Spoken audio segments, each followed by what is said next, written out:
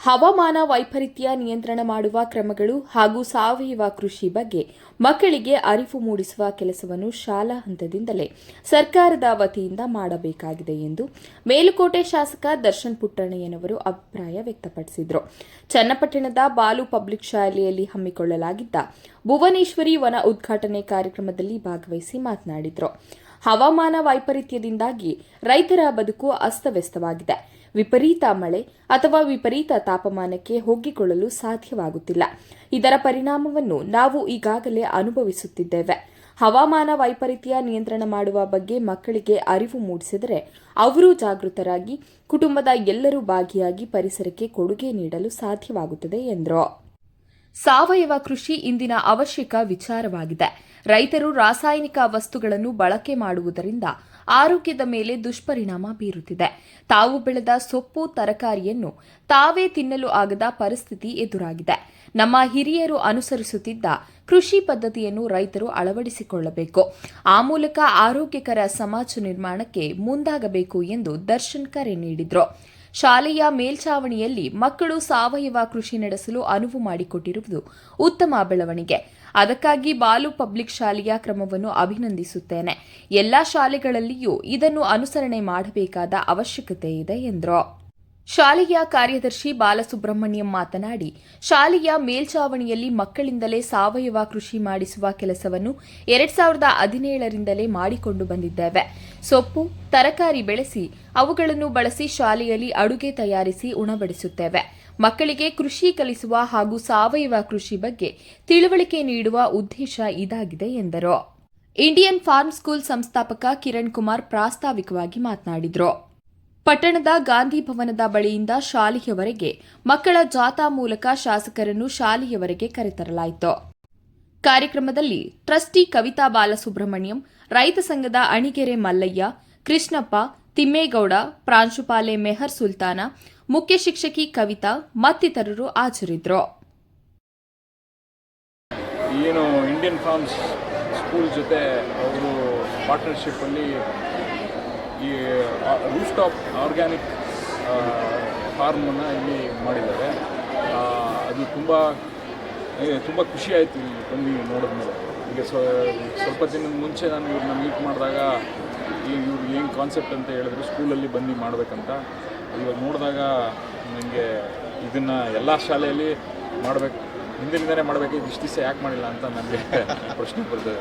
ಏಕೆಂದರೆ ಇದು ಮಕ್ಕಳುಗಳಿಗೆ ಯಾವ ಥರ ನಾವು ಬೆಳೆ ಬೆಳಿತೀವಿ, ಪ್ಲಸ್ ನಾವೆಲ್ಲ ಬುಕ್ಕಿಶ್ ನಾಲೆಡ್ಜನ್ನ ತಿಳಿಸ್ಕೊಡ್ತಾ ಇದ್ದೀವಿ ಸ್ಟೂಡೆಂಟ್ಸಿಗೆ. ಆದರೆ ಇದು ಪ್ರಾಕ್ಟಿಕಲ್ಲಾಗಿ ಏನು ಬೆಳೆಯುತ್ತೆ, ಹೆಂಗೆ ಬೆಳೆಸಬೇಕು, ಏನು ಜೀವಾಮೃತಗಳನ್ನು ಹಾಕಬೇಕು, ಇದನ್ನೆಲ್ಲ ಪೂರ್ತಿ ಹೇಳ್ಕೊಡ್ತಿದ್ದಾರೆ. ಮತ್ತು ಅದಲ್ಲದೆ ಅದನ್ನು ಬೆಳೆದಿದ್ದನ್ನು ಮಕ್ಕಳೇ ತೊಗೊಂಡೋಗಿ ಮನೆಗೆ ಕುಕ್ ಮಾಡ್ಕೊಂಡು ಬಂದು ವಾಪಸ್ಸು ತೊಗೊಂಡು ಎಲ್ಲ ಜೊತೆ ಶೇರ್ ಮಾಡ್ತಿರೋಂಥದ್ದು. ಇದೆಲ್ಲ ನಾವು ಪ್ರತಿ ಸ್ಕೂಲಲ್ಲೂ ಮಾಡಬೇಕಾಗಿರೋಂಥ ಒಂದು ಸರ್ಕಾರದಿಂದನೇ ಇದನ್ನು ಮಾಡಬೇಕಂತ ನನಗಾದರೂ ಭಾವನೆ. ಮೊದಲನೇದಾಗಿ ನಾನು ಬಾಲು ಪಬ್ಲಿಕ್ ಸ್ಕೂಲು, ಎರಡನೇದಾಗಿ ಇಂಡಿಯನ್ ಫಾರ್ಮ್ ಸ್ಕೂಲ್ ಮತ್ತು ಎಲ್ಲ ಸಿಬ್ಬಂದಿಯವರು ಎಲ್ಲ ಸೇರ್ಕೊಂಡು ಮಾಡಿರೋದಕ್ಕೆ ಅವರು ಐ ಆಮ್ ವೆರಿ ಹ್ಯಾಪಿ. ನನಗೆ ಇದೊಂದು ಆಪರ್ಚುನಿಟಿ ಸಿಕ್ತು ಬಂದು ಇವ್ರ ಹತ್ರ ನೋಡೋಕ್ಕೆ. ಪ್ಲಸ್ ಇನ್ನೂ ಹೆಚ್ಚಿನ ಸ್ಕೂಲ್ಗಳಲ್ಲಿ ಇವರು ಇದನ್ನು ಇಂಪ್ಲಿಮೆಂಟ್ ಮಾಡಲಿ ಅಂತ ನಾನು I wish them all the very best. ಮತ್ತು ಈ ಕಾನ್ಸೆಪ್ಟು ನಿಜವಾಗ್ಲೂ ಬೇಕಾಗಿದೆ. ಯಾವ ಥರ ನಾವು ಬೆಳೆಸಬೇಕು, ಮತ್ತು ನಿಮ್ಗೆ ಗೊತ್ತಿರೋಂಗೆ ಹವಾಮಾನ ವೈಪರೀತ್ಯದಿಂದ ಆಯ್ತಿರೋಂಥ ಎಲ್ಲ ಇಶ್ಯೂಸಿಂದ ನಾವು ಅತಿ ಹೆಚ್ಚು ಹಾನಿ ಆಯ್ತಿರೋದೇ ರೈತರಿಗೆ. ಅದನ್ನು ಚಿಕ್ಕದಿಂದನೇ ಮಕ್ಕಳುಗಳನ್ನ ಹೇಳ್ಕೊಡ್ತಾ ಇದ್ದೀವಿ.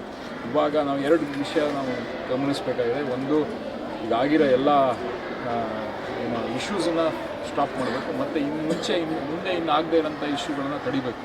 ಎರಡನ್ನೂ ನಾವು ಮನಸ್ಸಲ್ಲಿ ಇಟ್ಕೊಂಡು ಕೆಲಸ ಮಾಡಬೇಕಾಗುತ್ತೆ. ಪ್ರತಿಯೊಬ್ಬರ ಜವಾಬ್ದಾರಿನೂ 2017ರಲ್ಲಿ ಡಿಸ್ಕಸ್ ಮಾಡ್ತಾ ಇದ್ವಿ, ಏನಾದರೂ ಒಂದು ಪರಿಹಾರ ಹುಡುಕಬೇಕು. ನಮ್ಮ ರೈತ ಬಾಂಧವಗಳಿಗೆ ನಾವು ಸಪೋರ್ಟ್ ಮಾಡಬೇಕು. ನಮಗೆಲ್ಲ ಬೆನ್ನೆಲುಬು ಅವ್ರಿಗೆ ನಾವು ಸಪೋರ್ಟ್ ಮಾಡಲಿಲ್ಲ, ಯಾರು ಮಾಡ್ತಾರೆ ಅಂತ ಹೇಳಿ 2017ರಲ್ಲಿ ನಾವು ಇಂಡಿಯನ್ ಫಾರ್ಮ್ ಸ್ಕೂಲ್ ಜೊತೆ ಈ ಒಂದು ಸಣ್ಣ ಪ್ರಾಯೋಗಿಕ ಎಕ್ಸ್ಪರಿಮೆಂಟಲ್ ಗಾರ್ಡನ್ ಲ್ಯಾಬ್ ಅಂತ ಕರಿಬಹುದು, ನಾವು ಸ್ಟಾರ್ಟ್ ಮಾಡೋದು.